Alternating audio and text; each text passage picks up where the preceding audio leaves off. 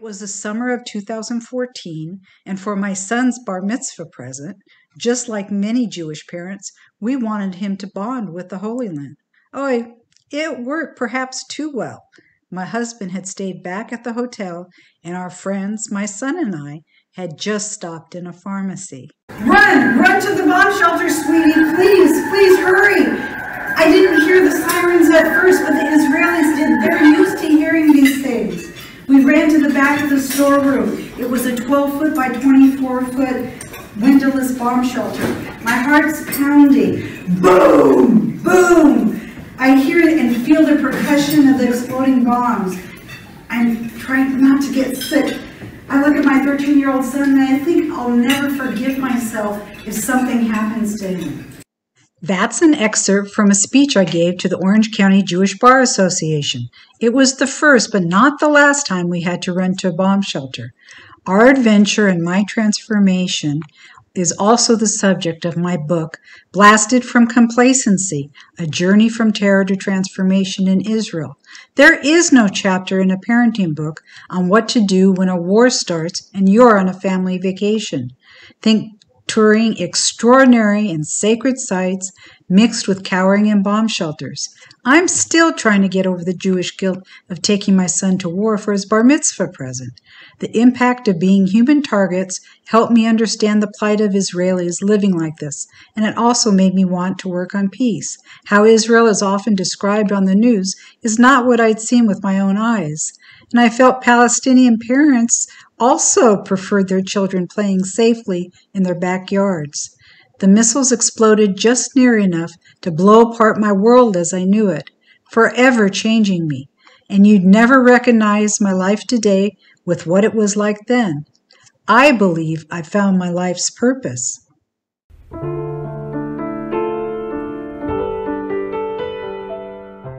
Hello, I'm Penny ST, and I'm the host of Peace with Penny. We're very excited that in today's episode, we'll begin a two-part series on a new solution to the Israeli-Palestinian conflict. Peace with Penny is not a political show, but we're always willing to speak about peace from many different directions.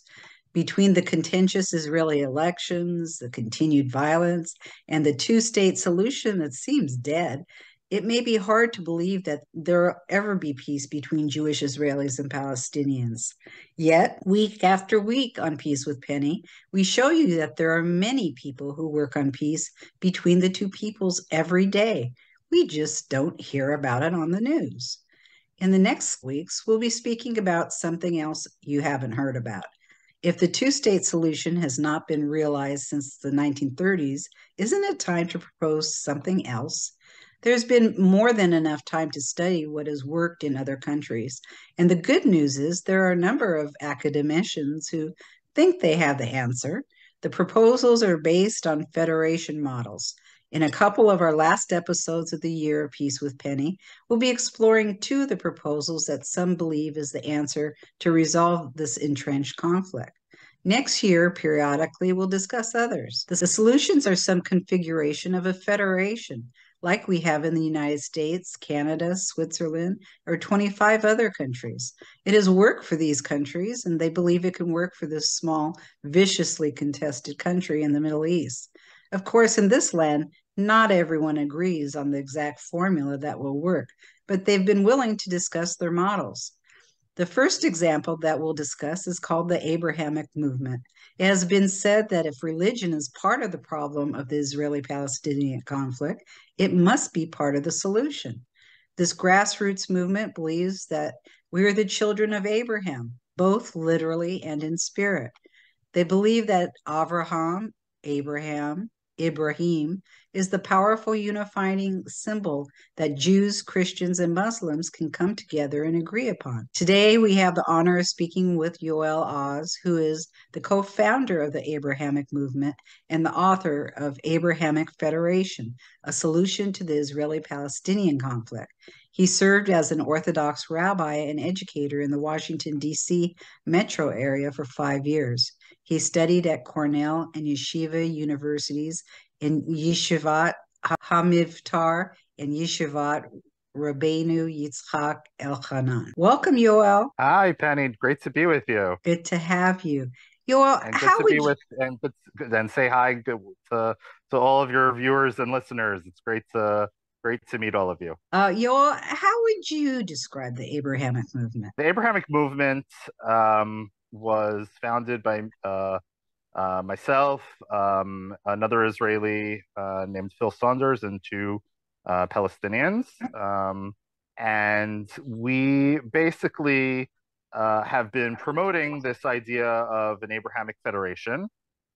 We are an educational as well as political movement to some degree, where we promote the idea that a solution to the conflict should work in terms of structure, as a hybrid of something like the United States model, where you would have states like New York and New Jersey.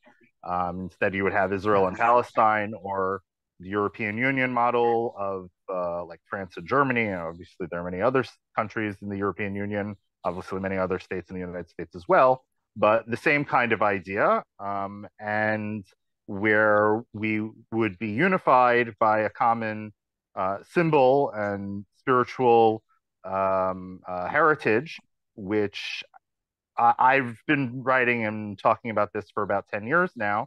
But after the Abraham Accords were coined and signed in 2020, it sort of confirmed that the Abrahamic symbolism and imagery and idea and word resonate for Jews and Muslims, as well as Christians throughout the Middle East. So the idea of basically a federal model with Abraham as its unifying symbol. Yeah, one of the things that I really liked is it seemed to honor both sides. And, that's obviously essential to get something to work. What made Right. you want to work on peace? Wow. So that's an interesting question. So I think I started out pretty much on the right wing side of the Israeli political spectrum, but over time, I think the real watershed event that changed me was when I was 15 and Yitzhak Rabin was assassinated. Mm. And that was sort of when I said this had gone too far. I still have problems with the two-state solution and separation and the idea of dividing the land or uprooting Jewish communities in what's the biblical heartland, as a religious Jew, places like Hebron, Bethlehem, Beit El, Shiloh.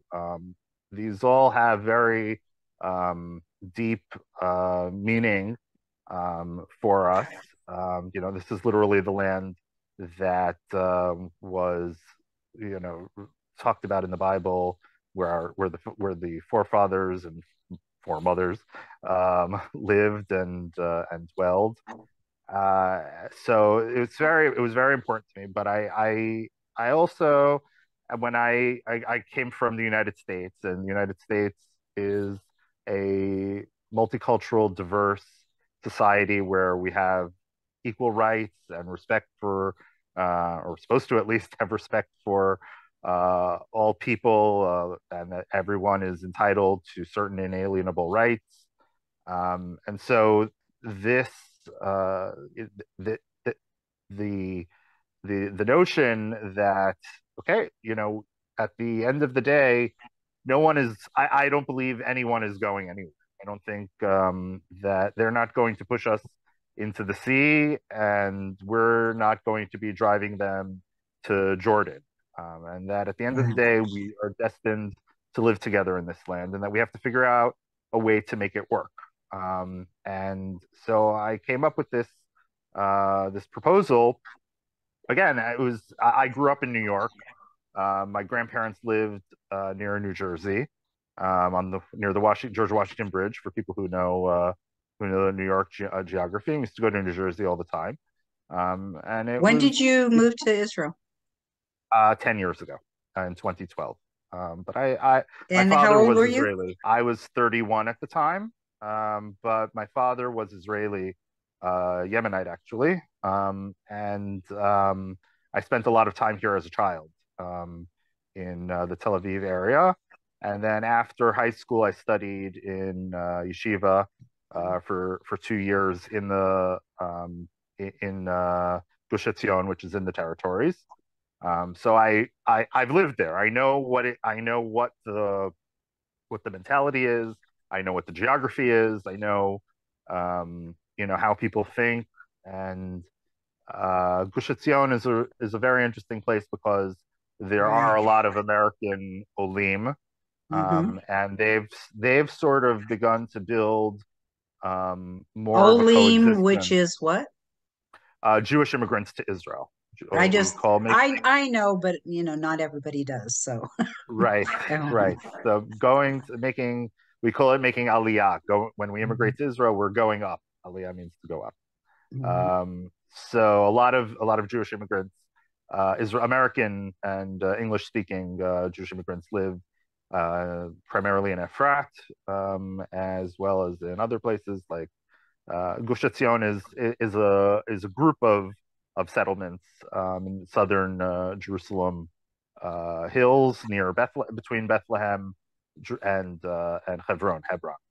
And so they've always sort of been like, they're technically settlers, but they've never had like direct violent clashes with the Palestinians. There have been some significant Palestinian terror attacks on the roads and at shopping centers and at bus stops, and so that automatically creates a certain feeling of fear and being threatened on the part of the people who live in those areas.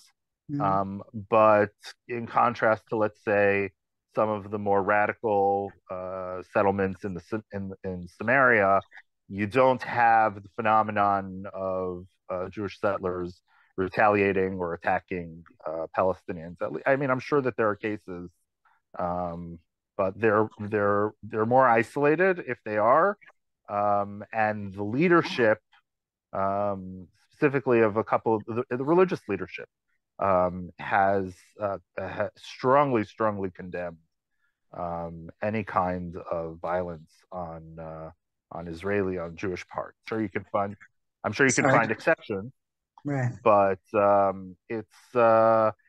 that's also just going back to the Abrahamic movement, Mhm. being that this is the Holy Land, being especially with regards to the settlements and Judea and Samaria, the West Bank, being a very religious area.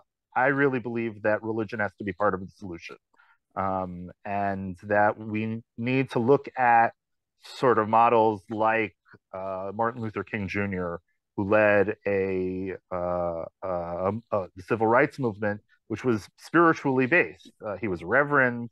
It was based on many of the ideals of the prophets, and I think that it provides the ability to heal as well. The healing nature of religion can be divisive, but it can also provide healing. What prompted you to start this? When did you start it? So I wrote my first article in 2013. It was originally called "The Commonwealth of Abrahamic States." The idea that I had was sort of like the British Commonwealth of Nations, loose association of states, and I liked the idea of the term Commonwealth. That it literally is the shared heritage and shared property wealth of these two peoples. I thought it was a good um, intellectual exercise. The problem was that in America we have the Commonwealth of Massachusetts, Commonwealth of Virginia. I think Pennsylvania is also a Commonwealth. It's another word for a state. Um, but the problem is that nobody in the Middle East in Israel knew what a Commonwealth was, and there right. was no direct translation of it into Hebrew or Arabic. Um, and I wrote in that article that I thought at the time that the word union or federation or confederation were political associations that were too strong. I definitely didn't feel like union, we were there. But then I started exploring confederation and federation.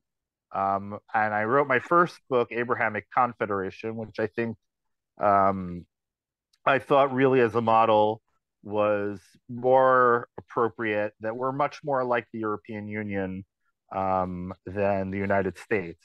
We have different languages, we have different identities, different religions, and that we're really, it's not like in the United States where, with New York and New Jersey, there is very little ethnic differences. Yes, there are differences between the blue states and the red states, and there was a civil war, and um, but all of these things are, the idea of having a greater political union is something that the United States is grounded upon.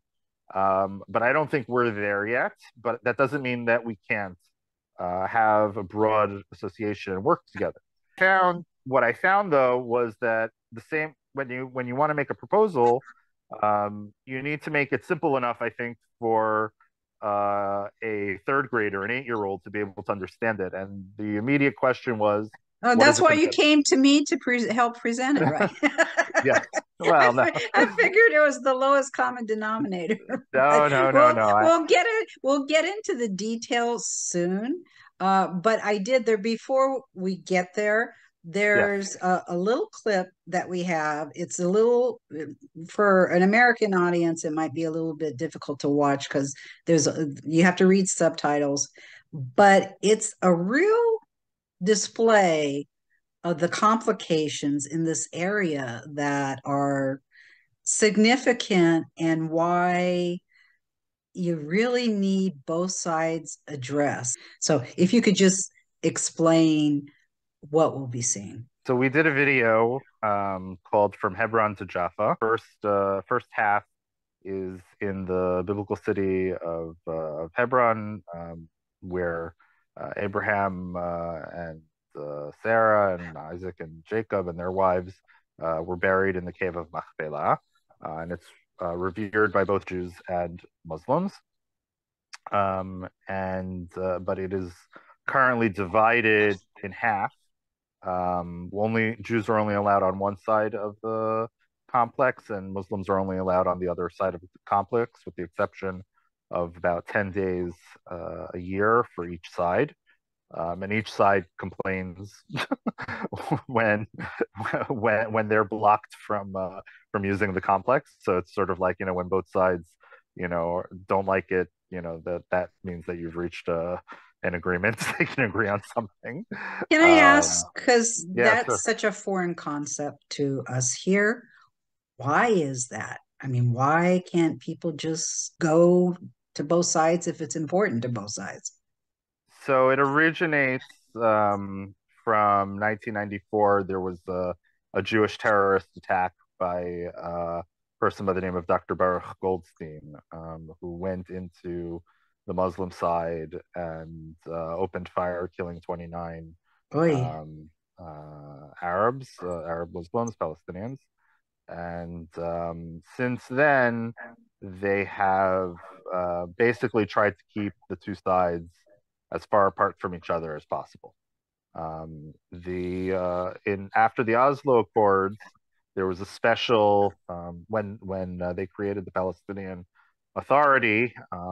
They had a special sub section on Hebron, leaving 80% of the city in Palestinian control, and 20% of the city, including the area of the old city and Keva Machpelah, under Israeli security control. So there are parts of the Israeli side where Palestinians literally are not allowed to go. Seeing in this video that my friend Ziad and I were literally at the line.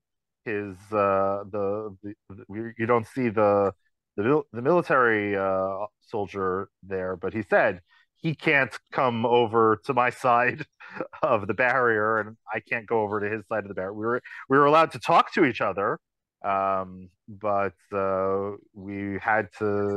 we had to be separated. And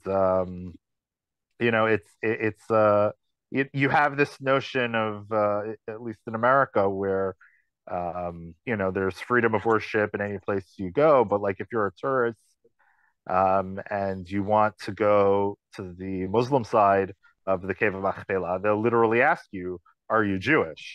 And if you say yes, they'll say, "Well, you're not allowed to come onto this side of the complex."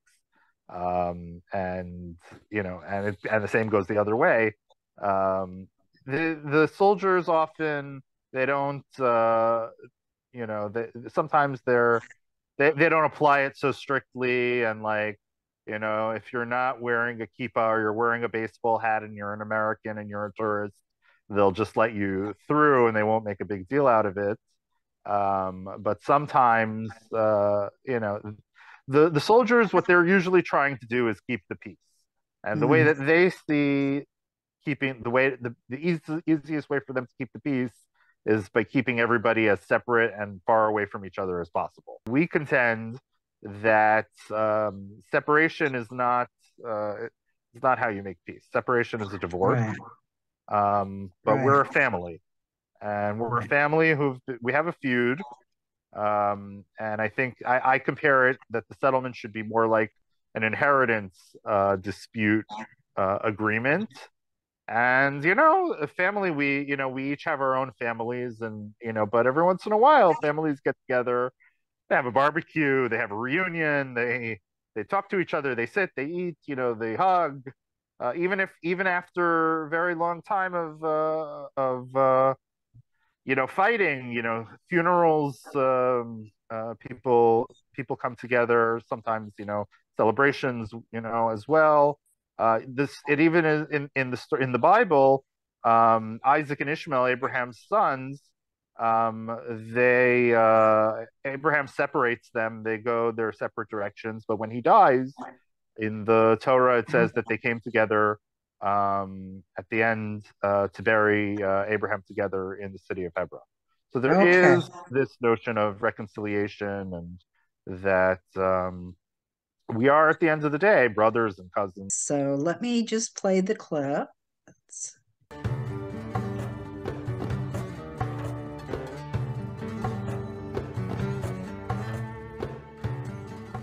There's something about being in a place of holiness where people have prayed for centuries, places like this, that we share with our Muslim brothers and sisters. And they also pray, and we all pray to the same God of Abraham.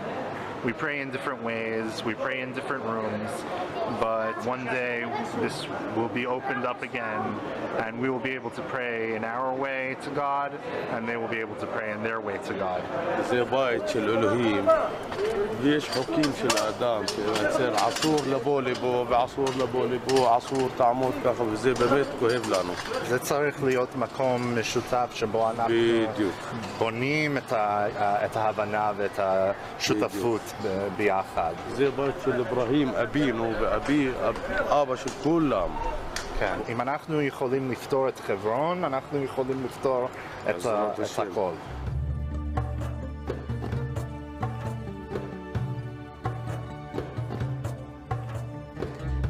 זה הרגשה באמת נחמדת, קודם כל. שאברהם אבינו הוא לא רוצה שיהיה הפרדה בין הילדים שלו, להפך הוא רוצה שנהיה ביחד בעזרת השם.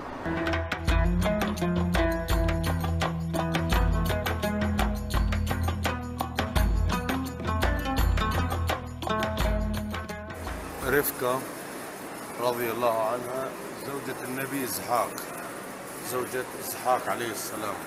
ציון קבר שרה אימנו, the grave of our mother Sarah.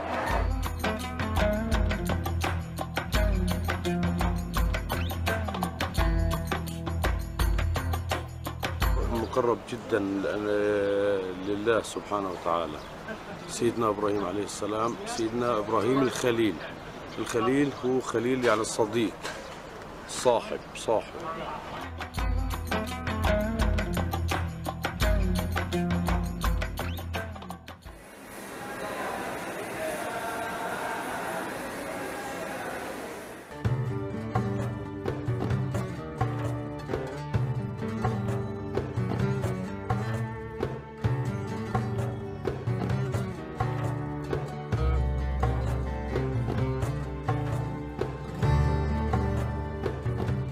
Yaffo is mentioned in the Bible in the book of Jonah. This is where he set off on his trip to Nineveh.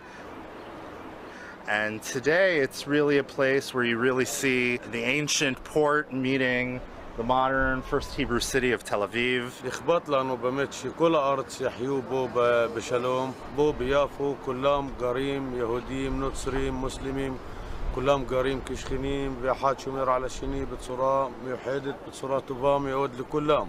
איך אתה מרגיש פלסטינים, ערבים, אינם יכולים לבוא לכאן בקלות וצריכים אישור מהצבא? من حق أطفالنا الفلسطينيين يعيشوا بكرم يتنقلوا بين المدن يجوا على البحر يشوفوا البحر يعيشوا حياة طبيعية.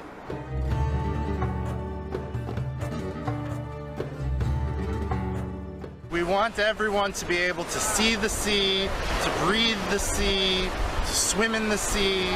There's a blessing, a special Jewish blessing, when you see the Mediterranean Sea. And just as we wish to pray together in Hebron, we wish to enjoy God's nature and beauty here at the ancient port city of Jaffa.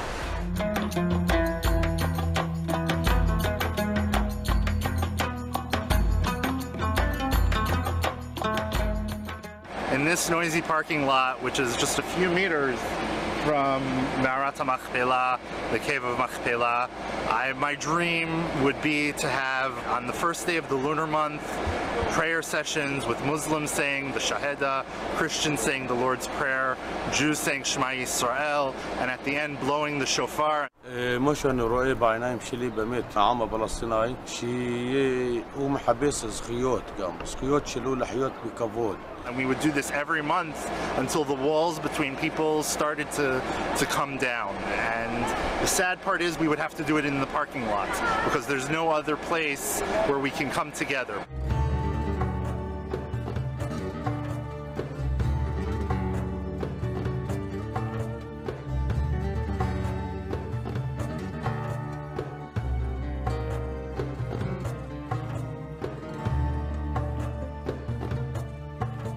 So, are there any other comments you'd like to make? It was a beautiful thing. And, you know, for Israelis, Hebron is a part of Israel. For Palestinians, Jaffa is a part of Palestine. And, you know, ultimately, I believe this is one land between the river and the sea, and there should be freedom of movement. And we should each be able to go and visit, and they should be able to, you know, you often hear, I said this, you know, see the sea. This is something you often hear from Palestinians. And for Jews to be able to go to visit the, you know, the resting places of the forefathers and foremothers is extremely moving and powerful. So it should be, you know, in an ideal situation, everything should be open. Right. That's my feeling, yeah. So now let's discuss the details of the Abrahamic movement proposal. You say it's a 3-2-1 federation plan. Can you please explain what that means? Okay, yes. So 3-2-1 is basically the idea is that certain things in the federation, there would be three of them. We'll see three flags, three specific seats of government, three levels of government. Some things would be two, meaning like there would be two official languages, Hebrew and Arabic, and certain things would be like one. The one would be, we would have one open shared economy, one currency. So basically, the idea is to build a political structure that works, and to be able to utilize political symbols that also work. Let's begin. So in some ways, for some people, the structure and the details are really the most important. But for a lot of people, it's really the symbols that when you think of countries, when you think of states, the first thing you think of is their flags. So I don't foresee Israel changing its flag. I don't see the Palestinians changing their flag, but I do think that we can add a third flag. that would be a unifier. I'm not much of a graphic artist. I think you would need to get people um, to design Mm-hmm. a flag. My vision is, sort of similar to our logo, which is a tent, a blue field with stars, the sand of the sea below, sort of like the prophet, the prophecy that was given to Abraham, that his children would be like the sand of the earth and the stars of the sky, and that his tent was the tent that was open to all and welcoming. And that's an important part of our shared Abrahamic uh, heritage. Both believe strongly in welcoming guests, strangers. This is also, a major pilgrimage destination and tourist destination, and Mm-hmm. that welcoming and open to all who come as they come is something that is common in both Jewish and Arab societies. Mm-hmm. And that they Okay, would so have similar. anthems. So the other symbols, like if you go to an Olympics game, and they have the medal ceremony. So they'll raise the flag of the gold, silver, and bronze winners. And what will they do? They'll play their anthems. So along with the symbol of the visual symbol, there's also an auditory symbol that people associate with states. I presume Israel will maintain Hatikvah, the hope, Mm-hmm. as its national anthem. I'm less familiar with the Palestinian anthems, but I presume that they will have their own unique, particular anthem. And then I think that the Abrahamic Federation as a whole should also have a general anthem. So there would be three anthems. And police forces. That seems like that'd be something that'd be sensitive. Can you talk about that? Sure. So I think this is now where we're getting more into the structure. I don't foresee the state of Israel giving up on the uh, Israeli police force. I see in the areas under full Palestinian control, Palestinian security and Palestinian police acting. But I think in those areas, specifically in the West Bank and Judea and Samaria, that are probably going to be under some kind of joint jurisdiction. Um, for example, there's a major highway that highway number 60 that goes north and south uh, between Samaria and Judea. My proposal is that instead of just having Israeli army patrolling, that it would be a joint professional police patrol, and that each patrol car would have an Israeli and a Palestinian in it, and that they would be um, given the task of providing security for Israelis, for Palestinians, and that everybody should be able to live without fear of traveling, and that law and order and safety and security, no matter what happens, has to be provided for all. So I think that there would be three security forces: security and police. Do Security is you protection, and police is also in law enforcement. do you as, assume that the Joint Federation police would their authority would take precedence over the other two if stuff happened, or did you go that Not far? necessarily. I haven't written about that, but that's the tricky part of all of this. What happens at that third level, and who, at the end of the day, is in control of what?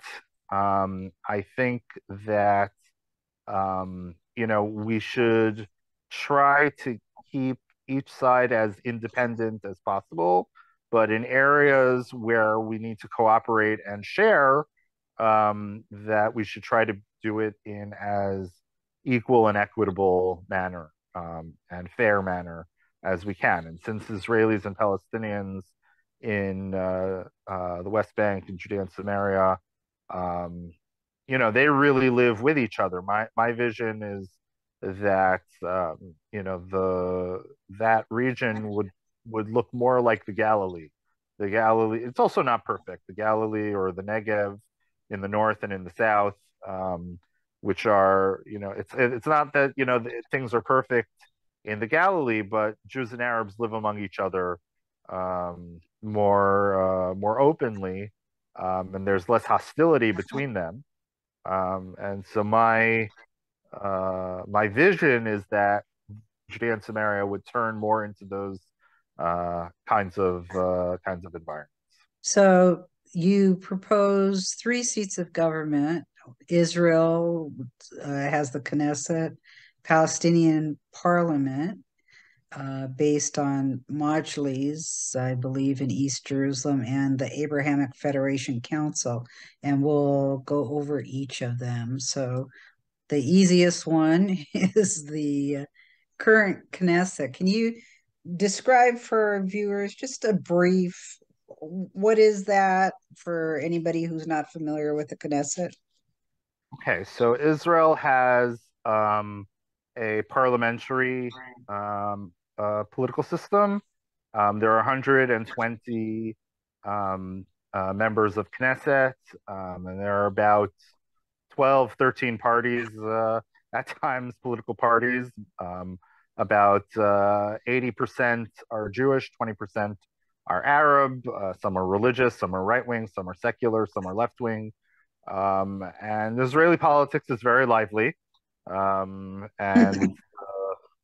the Knesset, debates and speeches are often very, how shall we put it, chaotic, um, and contentious, and it's a vibrant democracy.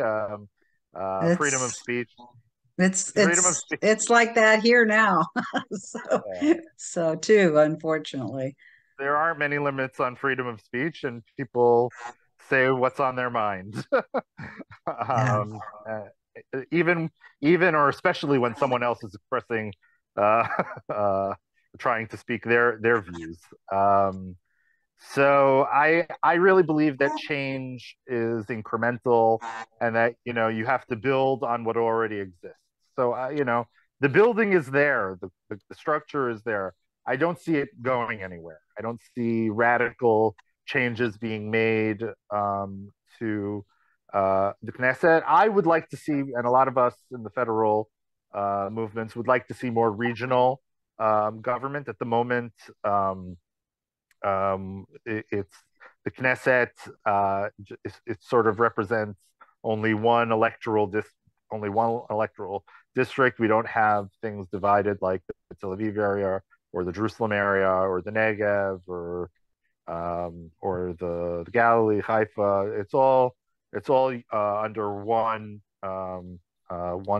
central government. Um, but I foresee that this would remain. And to make it very clear, because we're going to talk about a Palestinian Mhm. parliament as well, that Arab Israelis, should they decide to retain Israeli citizenship, they will have the absolute right to have that. Mhm. Um, they will continue to be represented in the Knesset. Um, but Okay. we're going to talk about the Palestinian parliament. Hmm. Um, the what's now called the Palestinian Authority. It has its base of operations, administrative center in Ramallah, but Jerusalem is very important to them symbolically as well. Now, I think that there needs to be a Palestinian parliament, as we'll talk a little bit later. Palestine and Israel will each get to decide who can be a citizen of each state. And if the Palestinians choose um, to retain or obtain Palestinian citizenship, they would vote in the Palestinian parliament and not necessarily in the Israeli parliament. I think that Mhm. we will have a joint federation citizenship, but at the national levels, I think that you'll have to make a choice. You can't vote in both the Israeli parliament and the Palestinian parliament. You have to choose. And if Arab Israelis choose Palestinian citizenship and they choose to vote in the Palestinian parliament, that will be their free choice. There will be equal So, civil rights for everybody, but in terms of parliaments, and in this sense, this is more like a confederation. The Palestinians would vote in their own parliament. I've avoided using the word capital, but really, a capital is the seat of government. If they want to have their parliament in East Jerusalem, it doesn't. I don't think that that should be a major issue. If that's where they choose to meet, then that becomes their capital. The contentious part of Jerusalem is really the old city and what's called the Holy Basin, and that's where I think we should view it as a federal jurisdiction. And the next slide um, is the but right before we get there, what's a third body. moduli? Majlis is Modulus. a legislative council. And is that what the PA has today? So there are a few different organs in Palestinian Authority. Some of them are part of the PLO, and some of them are part of the PA. They have two councils, actually. One is the Palestinian National Council, and one is the Palestinian Legislative Council. The truth of the matter is that neither one is particularly active. Mm. Um, and for Palestine to be a fully functioning democracy, one of the things that they will have to develop is a parliament. It doesn't necessarily have to exactly mirror the Israeli form of government. I don't think that it necessarily should look exactly like the Knesset. It could have as many seats as they choose, and they divide the powers and the structure, to what fits them best. But I think that in any situation, even if they have a president and they have a prime minister, their president, Israel's president is more of a figurehead. Their president has a lot more power, and the prime minister has less power than the Israeli prime minister. But there's also a need for a legislature in any society, and if we assume that Palestine will be a democracy, they will need to have a parliament as well. So now the Abrahamic Federation Council, what is that all about? Okay, so that's at the third level. I propose three levels of government: local government, which is the municipal level. Each city, each region has its own government, and there's the national levels of government, which would be represented in the Knesset and in the Palestinian Majlis. Um, I think there needs to be a third level at the federal level, which is a coordinating body. I think that the location um, that uh, that would be, very symbolic would be on the Mount of Olives, overlooking the walls of the old city of Jerusalem. It's a place that is representative of peace. The olive tree is the symbol of peace.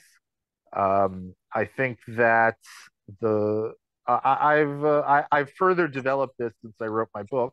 I don't see a council necessarily as being above in authority of the national parliaments. I see it more as horizontal, somewhat similar to the United Nations.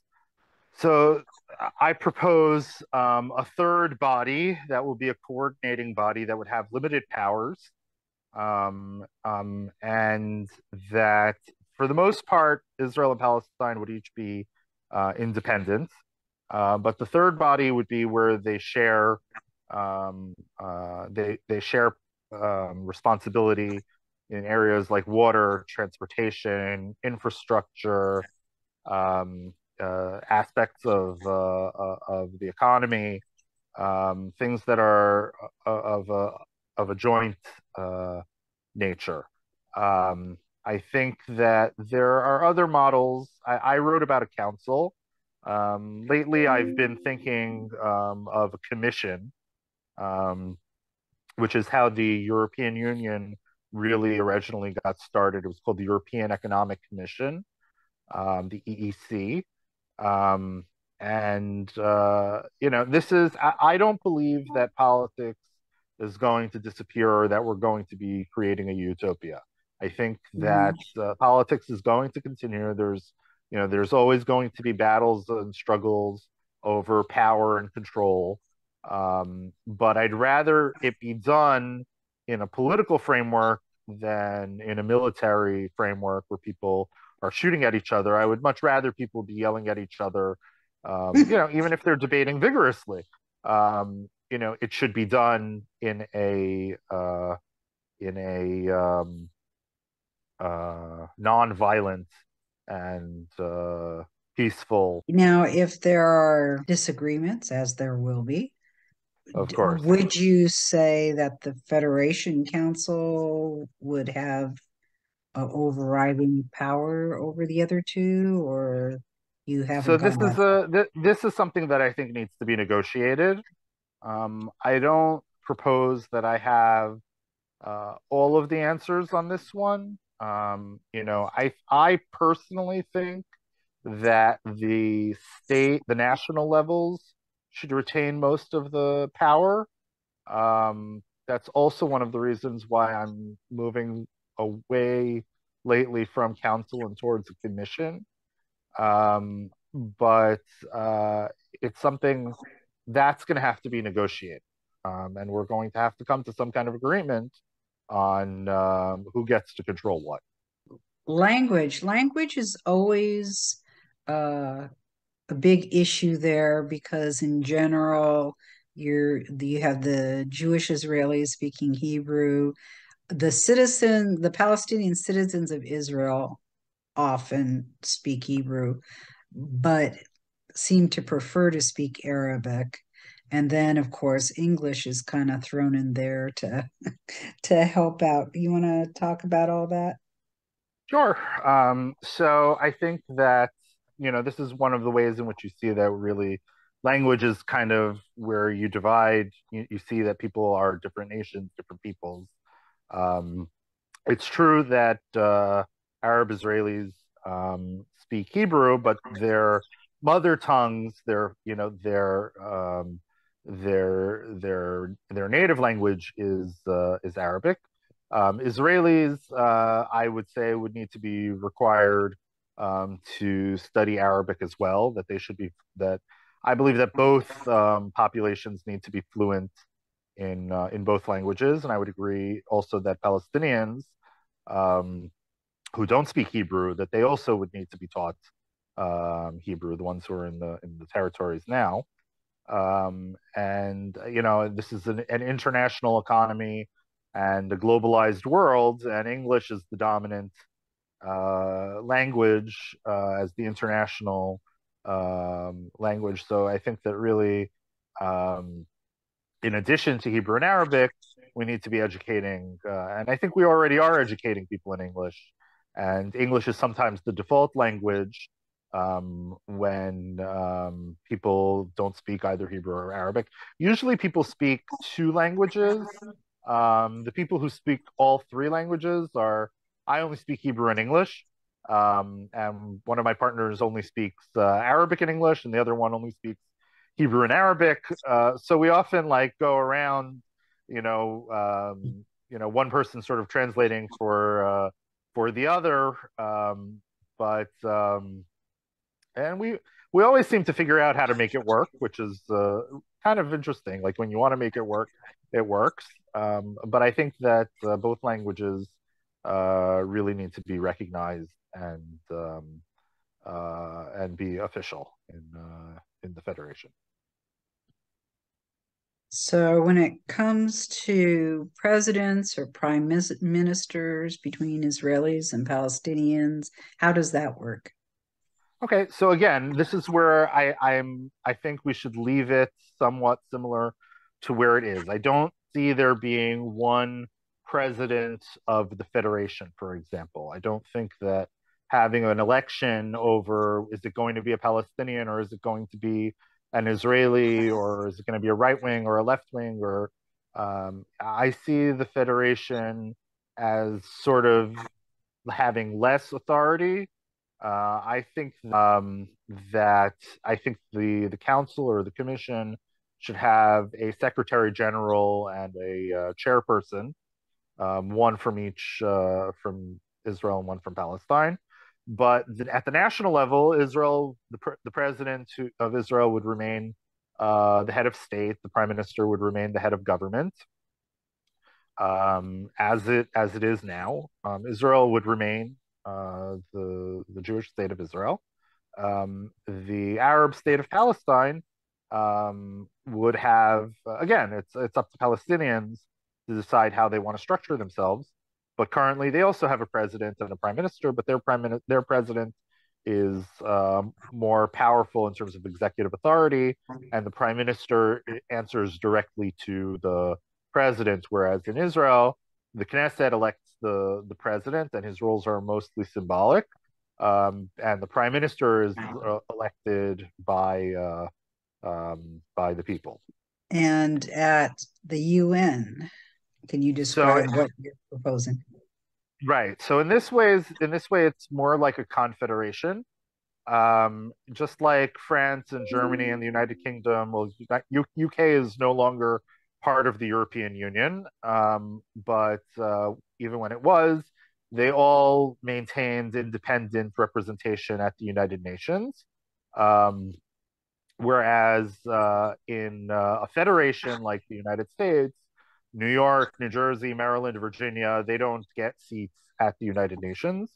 I do think Israel and Palestine each would maintain their independent representation at the UN, but that the Federation should have an observer status similar to what the European Union has currently as well. So again, so I talk about this.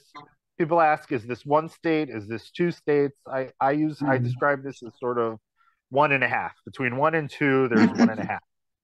It's not. In some ways, this is more like two states. But in terms of how we function, it would be, at the local government level, or the national government level, it would be more like this one and a half. But at the international level, I think each side wants to maintain its own independent representation. So, Okay. as far as passports, that's Okay. So in this way, it's also similar to a confederation and a federation. It's a mix. It's a blended model. The model that I look at is the European Union. So it used to be, before the European Union had the euro and the EU passports, that you had a French passport, you had a German passport, you had a Belgian passport, whatever. And when the European Union then decided to establish one unified passport. So again, like, it's not like you have in the United States, a New York passport or a New Jersey passport. You just have a U.S. Passport. In the EU, it's a little different. You have one EU passport that's issued by its member nations. So in this picture, it's actually it was chosen deliberately. This was the UK passport when the UK was part of the European Union. Um, it was the UK who decided who can have a UK passport. Now that they've left the European Union, it will just be a UK passport. And now for them to travel through the European Union, they may need visas. It may be less easy for them to travel. But when they were in the European Union, they were, fully part of the EU, and that passport was valid for travel anywhere in the EU. I see the Abrahamic Federation, the AF, also having two passports. One AF passport issued with two covers, one issued by the state of Israel and one issued by the state of Palestine. So, because traveling in today's world between Israel and the territories is such a huge issue, can you talk about the ease of travel under your Abrahamic Federation for Israelis and Palestinians? Will they need passport checks at borders? Will there be borders between the what's considered Israeli areas and Palestinian areas? What are you proposing? So I think the long-term goal is that it's one land, and that freedom of movement should be um, uh, guaranteed to all people who are citizens of the Abrahamic Federation. Um, I think that it may have to be done gradually. As it currently stands, Arab Israelis, East Jerusalem residents are able to travel wherever they want. A Palestinian Authority residents are limited in their ability to travel to Israel. They need to have special permits. They have to travel at checkpoints. They have to cross at checkpoints. I think that we need to move away from that. I think that the restrictions on movement of Palestinians is one of the things that is causing aspects of the conflict, and that the ultimate goal is within the borders of the federation, there would be boundaries of jurisdiction. Like if you are a New York citizen or resident and you get, pulled over on the New Jersey Turnpike for speeding, you get a ticket in, a New Jersey court. If you want to fight the ticket, you have to go to court in New Jersey. And I think the same would be, in Israel and Palestine. So certain areas would be Palestine, certain areas would be Israel, certain areas would be federal. But freedom of movement should be the ultimate long-term goal. Okay. Currency. Okay, so now we're at one. So in this sense, we're actually sort of at this point. The shekel is the legal tender, the currency that's used already within among the Palestinians. Sometimes they'll also use the Jordanian dinar. But I think that having an open market, having one currency where there's free trade between Israelis and Palestinians, there are joint Israeli and Palestinian business ventures. I think that ultimately that will lead towards stability and security. The more that each side is, economically invested in each other, the more they are invested in the stability and prosperity of each other. And then this is the citizenship. So this is similar, going back to the passport symbolism. Israel can decide who is an Israeli citizen. And it can, under the law of return, grant citizenship to any Jew in the world. Should they choose to make aliyah, should they choose to immigrate to Israel, they can obtain Israeli citizenship. If Palestinians decide that they want to give Palestinian national citizenship, where the people would vote in a Palestinian parliament, that would be their right as well. And but that together they would have Abrahamic Federation citizenship. So what this does is it maintains Israel at the national level as a democratic Jewish state. It provides Palestinians Could you explain that a little bit more? Because I think it's not quite clear how that happens, how you're controlling based on population to keep it Israel a Jewish state and the Palestinians a Palestinian state. Right. So the state of Israel itself will continue to function and exist as it does. The people who choose to become Israeli citizens, or people who are Israeli citizens, or Jews around the world, they can obtain Israeli citizenship.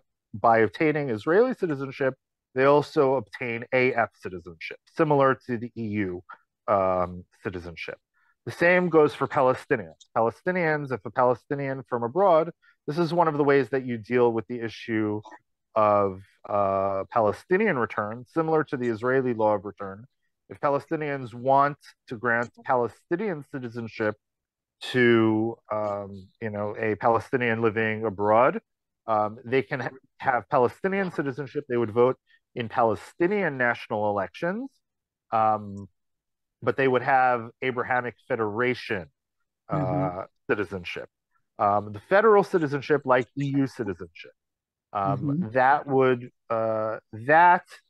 be at a different level, and the state of Israel at that point is able to remain a Jewish state, recognizing equal civil rights to anybody who is part of the AF, anyone who's an AF citizen. But as a Jewish state, it remains Israel, and Palestine would be an Arab state. So that's the way it would work. So you talk about a Bill of Civil Rights. What is that? Right. So people will often say, okay, we need to have a constitution. I think it's going to be difficult to write a constitution for a lot of reasons. I think that a constitution is going to be challenged by religious people on the Jewish and the Muslim side who were uncomfortable with constitutions other than the Quran and the Torah. And I also think that a constitution, personally, that solidifies government functions that are dysfunctional is not necessarily a good thing. I think Israel has what's called a series of basic laws. They function as quasi constitution. I think that what's really necessary are civil rights, and that it needs to be a universal Bill of Civil Rights, freedom of speech, freedom of rights in terms of how we're treated by legal authorities, freedom of the press, freedom of assembly, all of the things that, those of us in the Western world sort of take for granted are things that are not taken for granted here. And by having equal civil rights, but voting rights in separate parliaments, that's how you maintain a democratic Jewish state. You don't end up in this situation where Israel is called an apartheid state, because everybody would have equal civil rights. Right. And obviously, freedom of religion is at the Freedom top of religion. there. Exactly. Well, religion is a tricky question, but yes. I mean, freedom to choose, right? Yes. Yeah, in Israel and the Holy Land in general, it's a tricky topic. But, that's true. That's true. Yeah. When I think of it, all the different denominations and deciding tricky. whether or not who decides what is a Jew, for instance. Yeah, With all the of these more things religious it are gets, difficult. yeah, it could Yeah. get pretty ugly. I think that Okay. religion has to be, my opinion is that it has to be handled Yes, of religion, course. I think you're not going to I don't think it's not like it's in the United States where you can have strict separation of religion and state. Mhm. Because religion is so interwoven into the Holy Land, has such religious significance to Jews, Christians, and Muslims all around the world. It has to be done sensitively, and I think in the Abrahamic model, that provides that umbrella for doing that in a respectful and peaceful manner. There's quite a number of benefits to your proposal. The first off, the Abrahamic movement begins with the belief that through Abraham, Jews, Muslims, and Christians are family. So that goes a long way toward working together, I'd say. Right. We're already related. Not like we're taking people who are completely foreigners to one another. We have similar family faith traditions. We all have descent and a connection to this land in a very deep and rooted manner. Children of Isaac and the children of Ishmael are cousins, and we're family in so many ways. We resemble each other in so many ways. Family resemblance is striking. We're different families, Mhm. just like, your cousins don't look exactly like you, but sometimes you'll meet a cousin and you'll be like, wow, you're just like great grandpa. Right, right, And right, I think the symbolic piece, and the brotherly, sisterly, cousinly right. relationship is something that should be encouraged and developed. The fact that both Jewish, Israeli, and Palestinian independence is addressed is extremely significant. You want to talk a Right. little bit about that? So this is sort of like that 1, 2, 1.5. So in this way, we're more like two. We're both independent states. We govern ourselves. We aren't under the rule of another nation, and that independence. I think for Israel, you will still identify as an Israeli. You will still identify with the symbols of the state of Israel.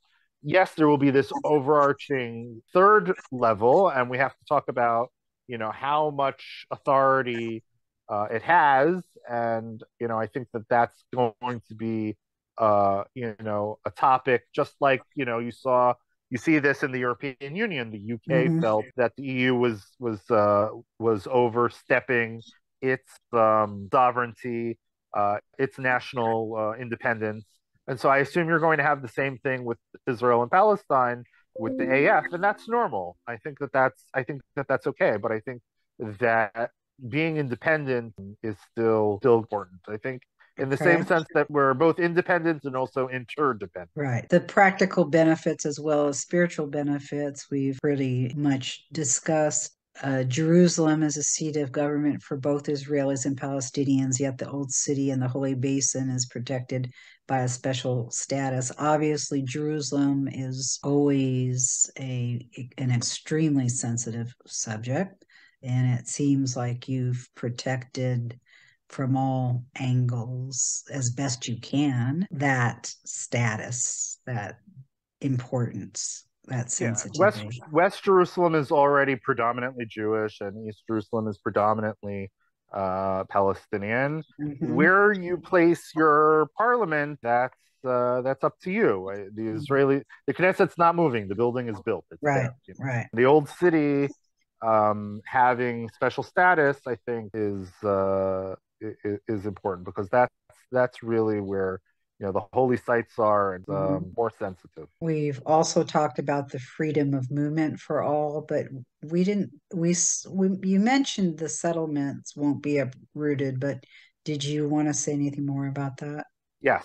So that's, for a very long time, the settlements and the settlers have been viewed as a major obstacle towards peace. But in this model, Jews will be free to live legally, meaning where they're legally allowed to build throughout the land. Palestinians would also be free as residents to live inside of Israel, but not necessarily as citizens. And settlement, we learned from the Gaza disengagement that when you uproot settlements, often what happens is that extremist organizations like Hamas come in and end up taking power. The settlements are strategically important. They are important in terms of cohesion of Israeli society. The very, with Gaza, it was, 10,000 settlers in Israel. We're talking about 500,000, 500,000 settlers plus the people in East Jerusalem. It's a major obstacle to remove settlements. And what this does is it says that wherever Jews are in Israel, this is Israel. Wherever Palestinians are, this is Palestine. I'm not quite clear because, of course, the whole West Bank versus Judea and Samaria segment of land, I know we're talking about the same land, but you just call it differently depending on whether or not you're Jewish or Palestinian. But right. Who, in your opinion, would be in charge of that So land? I think that the current division into Area A, which is under full Palestinian security and civil control, Area B, which is joint control and Palestinian civil control, Israel control security on the outside, and then Area C, which is under full Israeli control.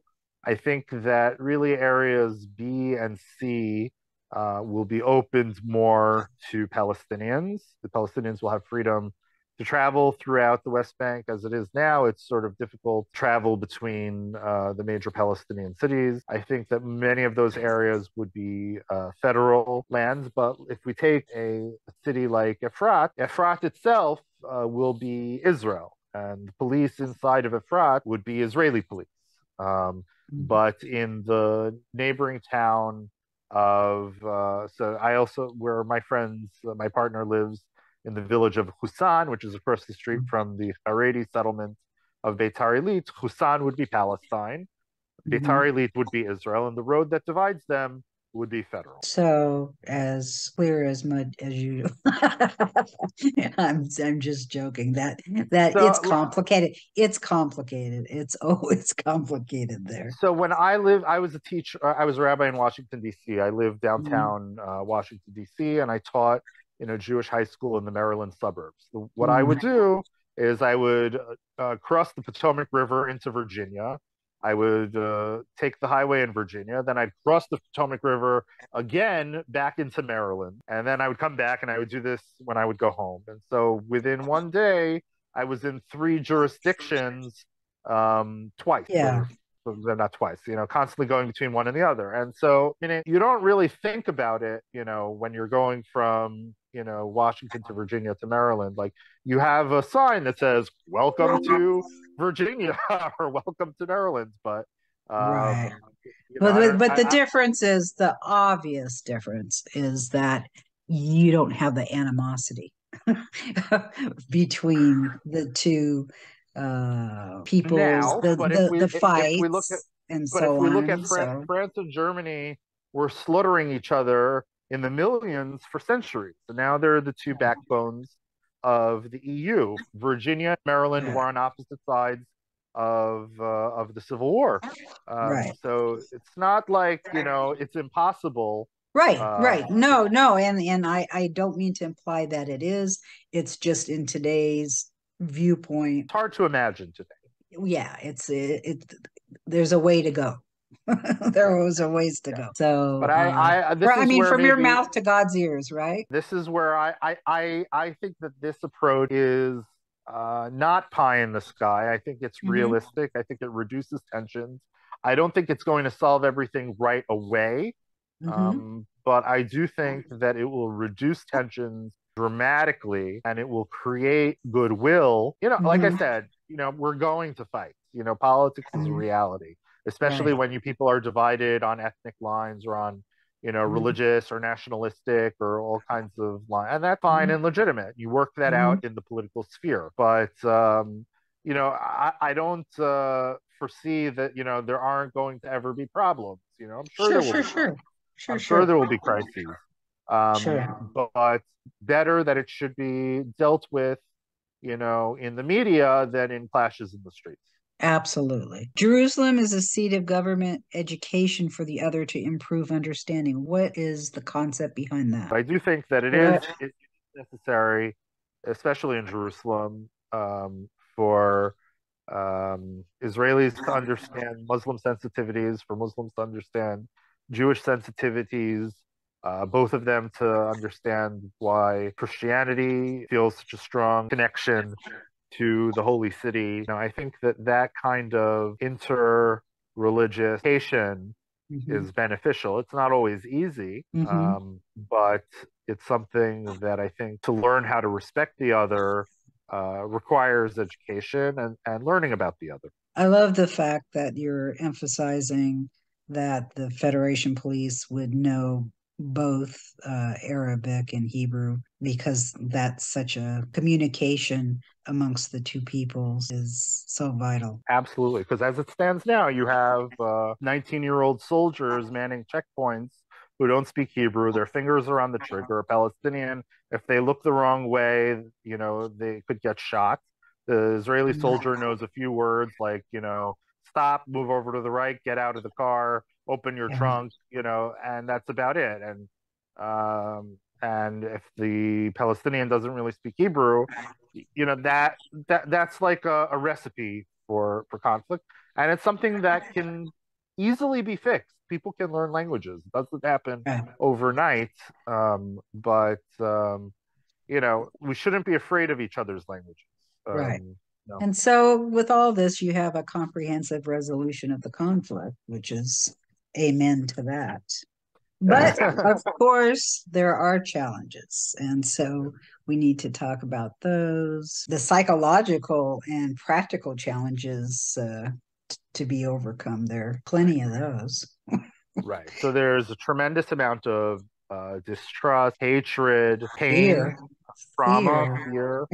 fear and trauma Mhm. that have been going on for a very, very long time. I think that the religious component, again, provides some healing, Mhm. that we're all children of the same God, that we all revere this land, that we all come from the same family tree. I think that these are big, big things to overcome some of the psychological hurdles. The practical hurdles is, I think the is politics.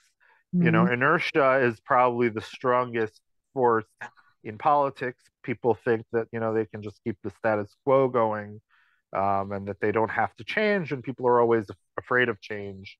Mhm. And the fear of change is because the fear of the unknown, and people, they are more comfortable with the devil they know than the devil that they don't know. And they're always Right. afraid that change is going to make things worse. So my argument is it's already pretty bad.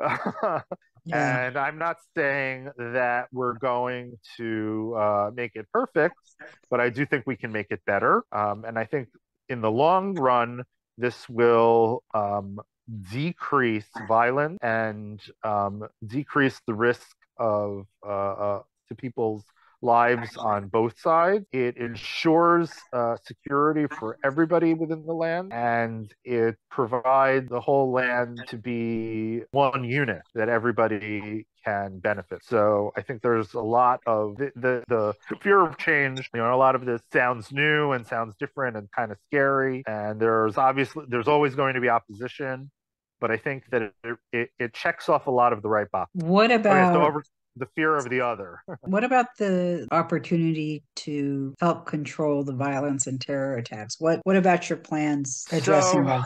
I don't think we're going to be able to 100% uproot all violence and all extremism. I think that there are always going to be extremists. My goal, or I think, is to try to isolate them as much as possible. The if you can get 95% of the people instead of 85% of the people to be nonviolent, that remaining 15-20%, you get that down to like 5%. Mhm. You can control that. You can quash that, and each side will have the incentive, because they're all interdependent, to keep that extremism from coming off top.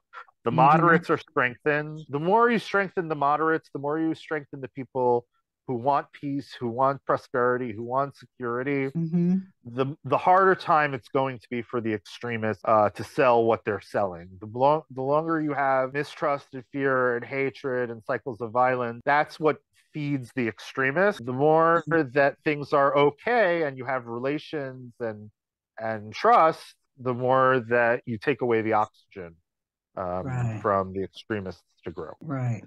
And of course, when you have such complex new systems, just understanding what you're saying is an Right. issue. And you have to first understand what you're saying, and then you have to go about implementing it And uh, selling it.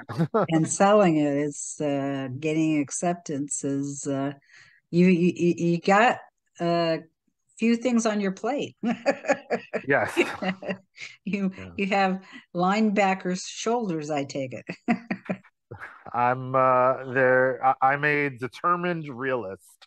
That's what I call myself. I'm Okay. very realistic, or a pragmatic idealist. Like, Uh-huh. I believe I have certain visions, but how you get there, you have to be very realistic about the political and psychological and spiritual obstacles that are in your path. But you have to be determined to overcome and know Yeah. where you want to get to. Yeah. Well, I surely wish you luck on those. I wanted to close with you do have different occasions where you bring folks together, and we had some photos. One of your events is what you call the Abrahamic Sukkot Shalom in Husan, which is obviously very a symbolic location for such an event. You want to talk about these photos? Yeah, this was pretty amazing. So the our my Palestinian partner, who you saw in the video, he and his village built a sukkah for the Israelis because Palestinians love to host and they love to invite people in. So they actually, instead of us building a sukkah and inviting them into our sukkah, they built one for us. I Could did you the explain what a sukkah is to people who aren't Jewish? Yeah, so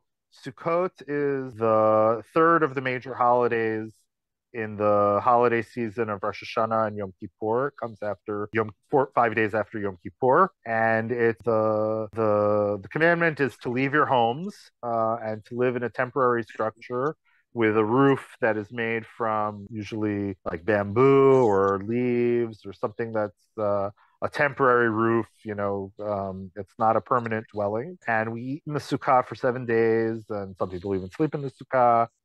We have our meals in the sukkah. It's a joy. We get out. We're supposed to leave our comfortable surroundings and go into a temporary dwelling place. Hmm. So in this instance, the Palestinians, they had a location and they built the sukkah for us. I supervised all of the kashrut, as you can see. I Uh, super that we made which kosher is making food. it kosher, quite an Uh, effort.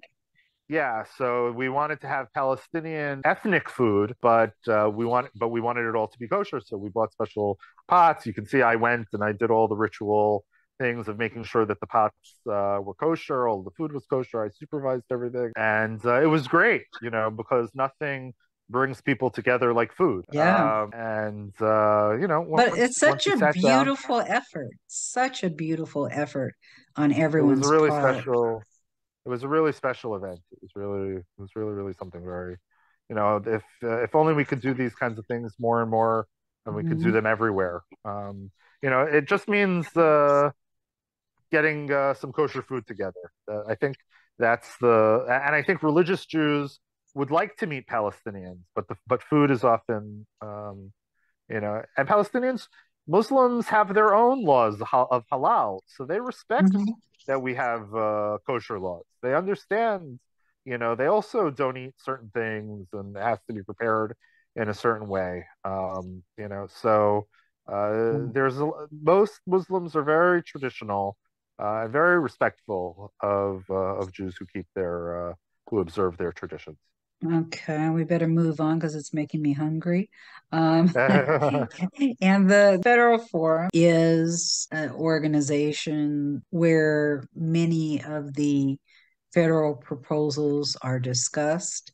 You want to talk about this meeting? Yeah, so all of us who have been involved in different federal solutions have been meeting for over a year now, and been discussing and debating and presenting and commenting on different ideas for federal ways to resolve the conflict. And the Abrahamic movement has sort of placed itself kind of in the middle of the different groups that it's a hybrid really of federation and confederation, and also that we're addressing the religious and spiritual component, the symbolism that I think is critical for building trust and building goodwill. The top picture is, a lot of us from the Mm-hmm. members of the Federal Forum, and the picture below, Right. that's my Israeli partner on the left, and one of my Palestinian partners who you saw in the video, Yeah, Ziad Sabatin, this is in the Phil, center. Phil Phil Saunders Saunders. Phil from Saunders. Challenge Yes. and Ziad Ziad Sabatin. Sabatine Yes. and And yourself. myself. Terrific. And here you are with your book. So you Yes. want to tell So my book people is where they can get your book? my book is available on Amazon. It's pretty short. It's like 50 pages or so. It's meant to be read. You can sit down and read it in one or two sittings. And I divided it into a few parts, one dealing specifically with political structure, one dealing with political symbolism, and then a third part dealing with how to handle specific issues. The goal is to get people. The topic that I describe is I call it a paradigm called Abrahamic federalism. And the Okay. goal is really to get people to open their minds to a new way of looking at the conflict, putting on new glasses, viewing things through different lenses. Awesome. I want to thank you for your time today, Yoel, and for working so hard to try and propose a plan that honors both sides and can move this conflict forward. Next, we'll be meeting with Emmanuel Shehaff, who serves as co-chair of the Federation Movement, a proponent of another federation model. The Federation movement promotes an equitable and modern federal state of Israel on the territory of the land of Israel between the Jordan River and the sea, not including the Gaza Strip. All inhabitants of the state will be equal citizens whose rights will be secured by a federal constitution. They'll be able to exercise their religious and cultural uniqueness in 30 cantons. The regional government in each canton will reflect the composition of the local population by which it was elected and will fulfill all the duties of government, not including national defense, foreign affairs, and other cross-cantonal duties which are within the responsibility of the federal government in Jerusalem. Emmanuel was born in Germany and immigrated to Israel in 1972. He worked for 14 years in the office of the Prime Minister in Tel Aviv, serving in various positions at home and abroad. He's been a member and worked for the Labor Party since the early 1990s. He studied aeronautical engineering at the Technion, the Israel Institute of Technology, and has a bachelor's and master's of science and an MBA. Since 2014, Emmanuel has promoted a federation as a realistic approach to resolve the conflict with the Palestinians in the land of Israel. We hope you'll join us. And for now, as always, we hope that someday everyone will live in peace, shalom, and salam.